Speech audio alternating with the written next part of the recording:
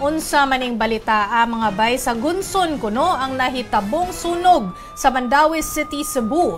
Para sa dugang updates, live ta pinaagi sa balita ni John Aroa. John, ngano daw ning mga hitabua nga nagsunod-sunod man ang mga sunog diha?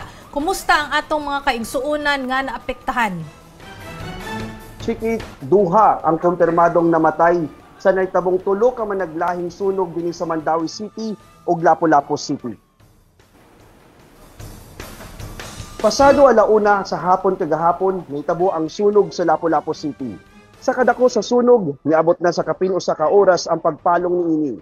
Halos 80 ka pamilya ang apektado niini. Usa ang namatay human gi heart attack. Ana asab nga matay nga kapin usa ka dosenang mga manok pansabong. Pasado alas 5 sab sa hapon, dihang nahitabo ang duha ka insidente sa sunog sa Mandawi City. Nagsugod sa barangay Upaw ang kalayo. Tungod sa kakusog sa hangin, nitabok ang kalayo sa tapad nga barangay nga Luok. Alas 7 na sa gabi, napalong ang kalayo. Nga rason niini, mao ang napasagdan nga nilungag. Apan adunay pipila ka residente nga nag-ingon nga nibuto ang butane nga gigamit sa bata nga naglungag o nagluto. Usa ka babae sab ang namatay human ma-stampede o mag-stampede o gi-heart attack.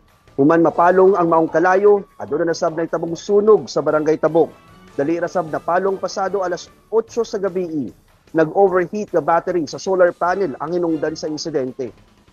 Chiki diri sa evacuation center sa Mandawi City, nagtinir ang sobra sa 5 kagatos ka mga residente nga apektado sa sunog. Nanginahanglan sila karon og mga donasyon sama sa sanina, pagkaon ug tubig. Chiki.